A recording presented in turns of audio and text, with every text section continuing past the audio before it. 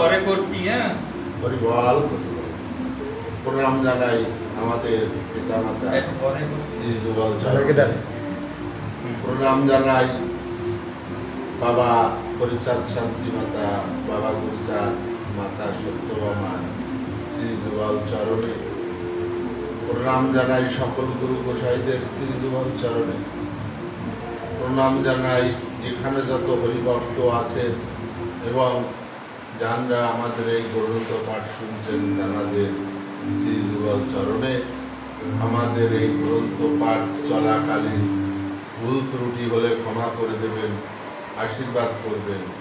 আমরা যতদিন বেঁচে থাকি আমরা যেন ঠাকুরের নাম করতে পারি। জয় হরিবল, জয় হরিবল, জয় শ্রী শ্রী হরি নীলামৃত আত্মানুভূতি ও আত্মদর্শন 73।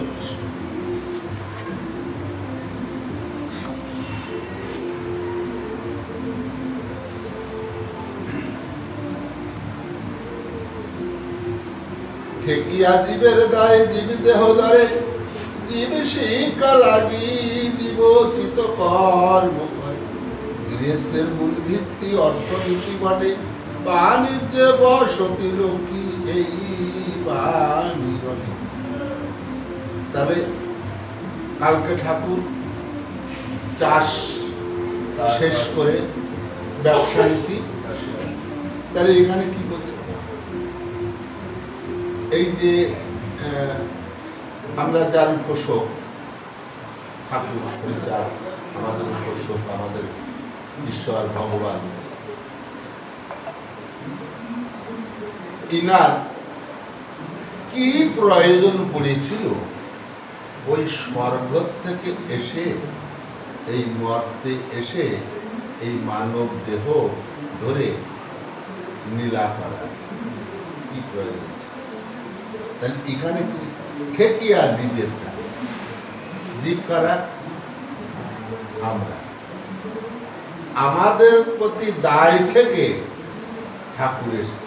কি দায় থেকেছে? আমাদের এই নিপীড়ন, এই যত জ্বালা কষ্ট এটা ওটা থেকে উদ্ধার করার জন্য ঠাকুরের আবির্ভাব। তাই বলছে ঠেকিয়া জীবের দায় জীব দেহ ধরে, জীব শিক্ষা লাগি জীবচিত কর্ম করে। জীবচিত কর্ম করে মানে আমরাও যা করি ঠাকুর তাই। ঠাকুর তো ওগুলো কর্ম ছিল ছিল এখন মানুষের মতো আপনাদের ওইগুলো করার কর্ম ছিল। ঠাকুর করছে, আমরা শিখছি। ঠাকুর যদি ওই কর্মগুলো না করতো আমরা শিখতাম। তাহলে এখানে কি বলছে? বাণিজ্যে বসতে লোক কি এই বাণী? গৃহস্থর মূল ভিত্তি কি? অর্থ নেই। যে গৃহস্থর কাছে অর্থ না থাকে সেই গৃহস্থর সেই গৃহে কোনো মূল্য নেই। গৃহস্থর কাছে আগে চাই অর্থ। অর্থ যদি তুমি তোমার কাছে না থাকে কেউ তোমাকে এই জগতে দেখতে পাবে। স্বয়ং যে মাও সেও তোমাকে একটু আর চোখে দেবে, যে তোমাকে জন্ম দিয়েছে। হ্যাঁ, ছেলেটা কাজ করে না, অমুক করে তমুক করে, হ্যাঁ বাইরেও বাড়িতে বলে না। তুমি যদি কাজ না করে বাড়িতে, তাহলে আর তোমার কাছে যদি কাজ করো অর্থ থাকে তখন কিন্তু কেউ তোমাকে কটু কথা বলবে। তাই আমার গুরুচাঁদ ঠাকুর অলস লোক দেখতে পারত। অলস লোক দেখলে গুরুচাঁদ ঠাকুর তাদের বলতে এই সারা চোখ। অলস লোকরে কোনদিন ভালো লোক, সাধু, পাগল, ভক্ত এগুলো বলতো না, বলতো সারা চোখ। একদম অলস লোক দেখতে পারত।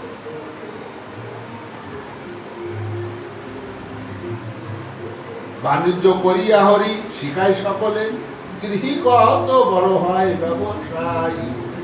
তাহলে বাণিজ্য কি? ব্যবসা। এই ব্যবসা নিজে ঠাকুর করেছে, করে আমাদের শিখিয়েছে। দেখো ব্যবসা করলে সে কত বড় ধনী হতে পারে, কত বড় লোক হতে পারে। তা ঠাকুর নিজে ব্যবসা করে আমাদের শিখিয়েছে। মুনি ঋষি করে চাষ, আর্য ব্যবসায়। একদিন চাষ করি প্রভু তা সেই খায়। ওই যে বিগত পিছনে ঘুরে গেছে, আবাদ জমি চাষ করেছে, বিশ্বনাথকে ডেকেছে। ওই সময় বিশ্বনাথ ছিল বৃন্দাবনে। হঠাৎ মনে পড়ে গেছে ঠাকুরের, আমি তো আবাদ জমি চাষ করতে আসছিলাম, আমার তো চাষ করা হয়নি, তাহলে আমি নাঙ্গল ধর্ম চাষ করবো, আমার সঙ্গে তো একজন লাগবে। তা কাকে লাগবে? বিশ্বনাথকে। তখন বিশ্বনাথকে হরি ডাকে। তখন বিশ্বনাথ ছিল বৃন্দাবনে, ওই গোড়াকান্দি বসে হরি বিশ্বনাথকে ডাকছে, আর বৃন্দাবন বসে বিশ্বনাথ শুনতে পাচ্ছে যে কে আমার প্রাণ সভা ডাকছে, কোথায় তুমি হরি, কোথায় তুমি হরি করতে করতে ছুটে এসে হরির সামনে হাজির হয়েছে। যখন হরির সামনে এসছে তখন বিশ্বনাথ বলছে, কি সখা তুমি কেন আমাকে স্মরণ করেছো? বলে, আসো বিশ্বনাথ, আমরা আজকে দুজনে আলু চাষ করবো, আমরা বলরামের ভক্ত হব। তাই ঠাকুর সর্বোপরি কৃষিকার্যকে রেখে গেছে। কৃষক যদি কৃষিকার্য করে ফলন না ফলায়, তাহলে আমরা কি খেয়ে জীবনযাপন করবো? তাই কৃষিকাজকেও ঠাকুর খুব প্রাধান্য দিয়ে গেছে। ঠিক আছে? কৃষিকাজ শেষ হওয়ার পরে এবার ব্যবসা শিখাচ্ছে। তাই বলছে যে একদিন চাষ করি প্রভু তা শিখায়, বহিরঙ্গ শিক্ষা বটে এবে শেষ হলো। বহিরঙ্গ শিক্ষা বটে এবে শেষ হলো, আপনার কাজ মনে প্রভুর পড়িল। পঞ্চ ভাই অন্য, দুই বাড়ি ভিন্ন, আম পিঠা করে প্রভু নয় মন। এই যে দুই পঞ্চভাই, কারা পঞ্চভাই? ঠাকুররা পঞ্চভাই। এই পঞ্চভাই যখন গোড়াকান্দি চলে গেল, তখন এরা নিজেরা যুক্তি পরামর্শ করে ভিন্ন ভিন্ন, এখন চার ভাই এক বাড়ি থাকলো, আর ঠাকুর চলে গেল আমবেটায়। কিন্তু ঠাকুর আমবেটায় যে কখনো মনপূর্ণ হয়। মনপূর্ণ মানে ক্রীড়াগর্ণিত বা দুঃখ কষ্ট, এটা কিন্তু ঠাকুর কখনো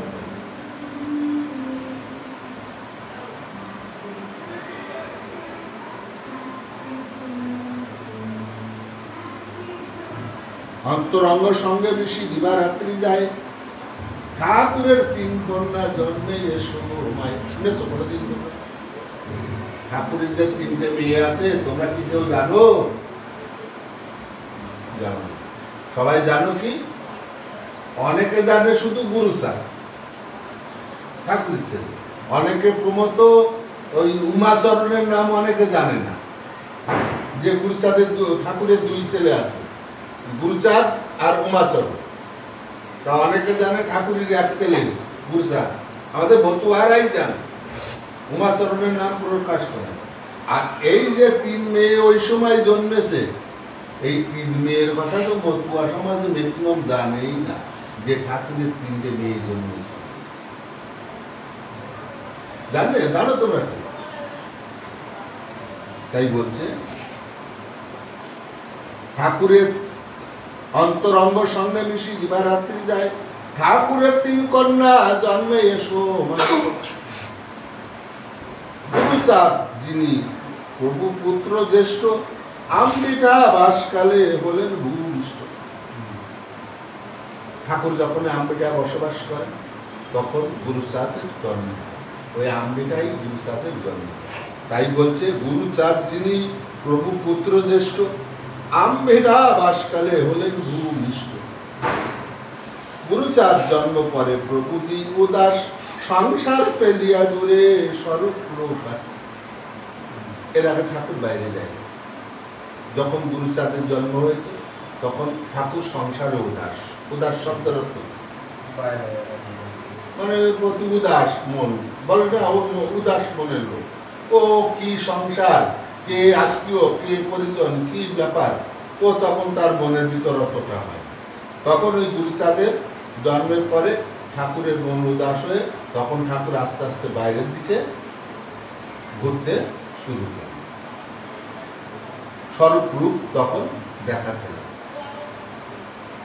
ভাতৃগণ অনুরোধে আম্বিকা শাড়ি, ওরা কাঁদতে আসিলেন পদ্মারের বাড়ি। মানে এই আম্বিকা ছেড়ে ভাইয়েদের অনুরোধে কর্মতে ঠাকুর ওরাকান্দি আসে। আর কি পড়বে না? এখন পড়বে। জয় হরিবল। আজকে এই পর্যন্ত সমাপ্ত। হরিবল।